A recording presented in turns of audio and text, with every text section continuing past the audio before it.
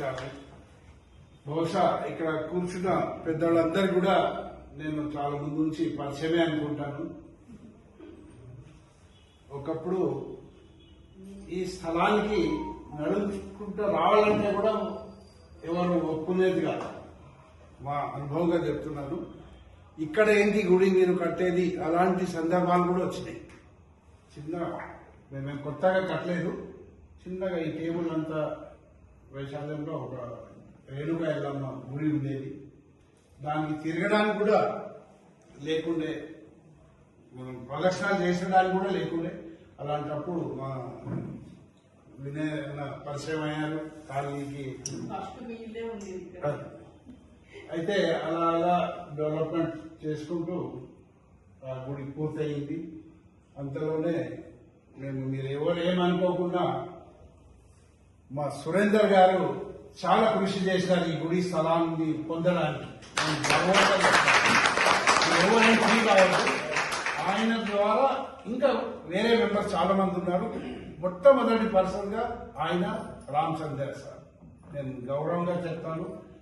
ఈ స్థలానికి వాడు చెప్పడం, అంతలోనే మాకు కూడా ఒక మైండ్ లో వచ్చింది వీళ్ళు చేయగలుగుతారు అనేది వచ్చేసి 2 రోజులు అరేంజ్ చేసినాం. ఇది పెద్దోళ్ళకు ఒప్పించి చేద్దామనేసి మా వినయ్ రెడ్డి గారు కూడా మా కమిటీ సభ్యులందరూ కూడా నచ్చజెప్పి మనం ఒక వేరే దేవాలయాలు కట్టిస్తున్నారు కాబట్టి వాళ్ళకు కూడా మనం ప్రోత్సహిద్దాం అన్నట్టుగా మా కమిటీలో అందరికీ ఒప్పించి వాళ్ళ వినయ్ రెడ్డి గారు కూడా ముందుకు వచ్చి మీటింగ్ పెట్టి అప్పటికప్పుడు మేము ఒప్పించి చేసాం. వీళ్ళు కొద్దిగా అధైర్యంగా ఉన్నారు. అప్పుడు కడితే ఏమవుతుందో, ఏం సార్ కడితే ఏమవుతుందో అన్నట్టుగా ఉంటే మేము ఒక ధైర్యం ఇచ్చి, దేవాలయం కాబట్టి ఏ గవర్నమెంట్ ఏమిటి ఇప్పటివరకు ఎలాంటి దానికి చేకూర్చలేదు కాబట్టి మీరు ఇంత ఘనంగా ఇంత తక్కువ సమయంలో ఇంత ఐక్యంగా నేను నిజంగా కూడా ఇలాంటి కమిటీ నేను బహుశా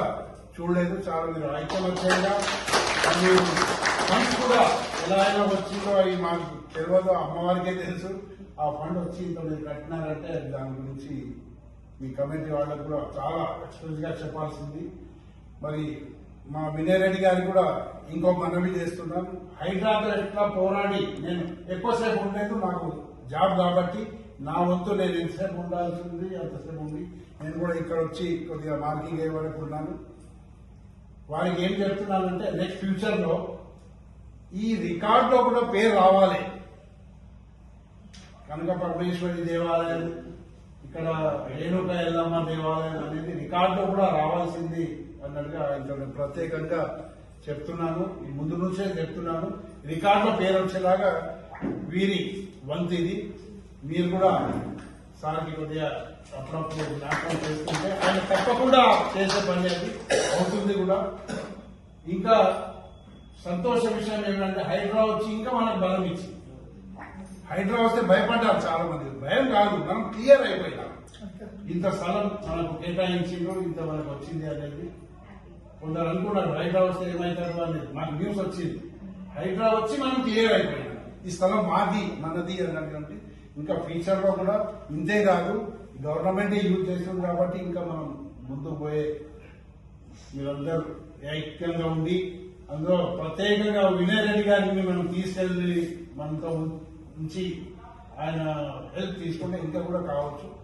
కాబట్టి ఈ అవకాశం ఇచ్చినందుకు పెద్దలందరూ మా పెద్ద పిల్లలే చెప్పినారు హైడ్రా వచ్చింది అనేది. ఆ రోజు రంగనాథ్ సార్ కమిషనర్ గారు ఫోన్ చేసి టెంపుల్ చైర్మన్ మీరే కదా, మీరు రండి ఒకసారి ఆఫీస్కి. చాలా మంది తెలియదు కాబట్టి చెప్తున్నారు. ఆఫీస్కి వెళ్ళినాం. ఆఫీస్కి వెళ్ళగానే ఫోన్ గుంజుకున్నారు. ఫోన్ గుంజుకొని లోపల తీసుకుపోయి కూర్చోబెట్టి మీరు అట్లా గుళ్ళు కడతారు, మీకు అసలు గవర్నమెంట్ జాగాలో ఎట్లా ఏం పర్మిషన్స్ ఉన్నాయి అది అని చెప్పి లోపల తీసుకొని కూర్చోబెట్టి 2 hours అయిపోయింది. 2 hours అయిపోయినాక నేను ఇంకా ఫోన్ లేదు, ఫోన్ అంటే ఏమంటే ఫోన్ కూడా ఇస్తుంది. నేను వెళ్ళిపోతానని చెప్పేసి, మేము వెళ్ళిపోతాము, మేమేం తప్పు చేయలేదు, మీరు ఇట్లా వచ్చి మమ్మల్ని కూర్చోడానికి అంటే అప్పుడు ఆయన లోపల పిలిచి ఛాంబర్లో పిలుస్తూ 10-15 మంది మీటింగ్ నడుస్తుంది. ఆ రోజు వేసిన క్వశ్చన్, మీరు ఎట్లా కడతారు, మీకు ఏం పర్మిషన్ పేపర్ తీసుకురండి. గుళ్ళు కట్టడానికి పేపర్లు ఏమి ఉంటాయి సార్, మా దగ్గర అయితే ఏం లేదు, మేము కట్టింది కాదు, ఇది ఎప్పటి నుంచో 50 సంవత్సరాల గుడి మేము డెవలప్ చేసుకున్నాం, మాకు ఏది పబ్లిక్ అనుకూలంగా ఉంటుందో దాన్ని అభివృద్ధి చేసుకున్నాము, దాన్ని మీరు పేపర్లు అడిగితే మేమేం తేవాలి, మీరు ఏం చేసుకుంటారో చేసుకోండి, మేమైతే ఏం పేపర్లో ప్రొడ్యూస్ చేసే పరిస్థితి లేము, గుడిది అది అక్కడికి వచ్చి చూడండి, మాకు ఎంత అవసరం ఉందో మాకు ఇచ్చి మీకు ఎంత అవసరం ఉందో తీసుకోండి. ఆ రోజు కూడా క్లియర్గా చెప్పిన ఆయనకి, రంగనాథ్ సార్తోనే చెప్పిన. ఐఏఎస్ అందరూ తెలిసి ఉంటారు హైడ్రా కమిషన్. మాకు మీరు ఎంత మార్కింగ్ చేస్తారో వచ్చి దాన్ని జెన్యున్ గా రికార్డ్స్ అప్డేట్ చేసి మాకు ఇచ్చి మీరు ఏమైనా చేసుకోండి, ఎంత ల్యాండ్ మేము కబ్జా పోతలేము ఏం అనుకుంటలేదు. ఆయన హాఫ్ అన్ అవర్ కాన్వర్సేషన్ తర్వాత అయితే ముస్లింస్ కూడా వాళ్ళు కూడా పిలిచినాం. గుడ్డ తరపు నుంచి నేను పోయిన రిప్రజెంటేషన్ వాళ్ళని కూడా ముస్లింస్ వాళ్ళు కూడా మాకు కూడా అంటే వాళ్ళతో పిలిచిన వాళ్ళతో కూడా గుడికి కొంచెము మసీద్ కొంచెం ఇచ్చి మీరు ఏమైనా వేసుకోండి, మాకు మీ హైదరాబాద్తో మాకు సంబంధం లేదని చెప్పి హాఫ్ అన్ అవర్ తర్వాత మీకు రికార్డు ఎక్కించే బాధ్యత నేను తీసుకుంటా, ఆ గుడి ప్రాంగణంలో ఆ మసీద్ ప్రాంగణంలో మీరు బాధ్యత తీసుకుంటారా అంటే మేము ఒప్పుకొని వచ్చి ఆ రోజు దగ్గర ఉండి చేసాం. తొందరలోనే అధికారులు మనం అందరం కలిసి చేసుకున్నాం. పెద్దలు రామ్ నరేష్ అన్న గారు మాజీ చైర్మన్ వారందరికీ కూడా శుభ సాయంత్రం. ఈరోజు అందరూ అన్నట్టు ఏదో మనం సహకరించినము కలిసి చేసుకున్నాం కదా, శివాజ్ఞ అనేది శివుడే చీమైన ఉంటుంది అన్నట్టు మేము అందులో పాత్రదారులం అంతే. ఆయన చేయించుకున్నాడు, అమ్మవారు రావాలనుకుంది, వచ్చింది. శివుడు వచ్చాడు, తర్వాత అమ్మవారు రావాలని అక్కడ అమ్మవారు ఇక్కడ అమ్మవారు ఉండాలనుకున్నాడు, ఆయన ఉన్నాడు. దానికి మా వంతు సాయంగా మేము ఏం చేయాలో చేస్తాం. మీరు ముందుకొచ్చి మీ అందరు కమిటీ ఏర్పాటు చేసుకొని మీరందరూ కూడా చాలా బాగా అభివృద్ధి చేస్తున్నారు. ఈ చుట్టుపక్కల ఇంత ఘనమైన గుడి ఎక్కడ లేదు, వాసవి కన్యకా ఇంకా జాగా లేదు, ఇంత పెద్ద గుడి లేదు, ఇంత డెవలప్మెంట్ లేదు. నేను చూస్తున్నా ఈ మన సరౌండింగ్ అయితే ఎక్కడ లేదు.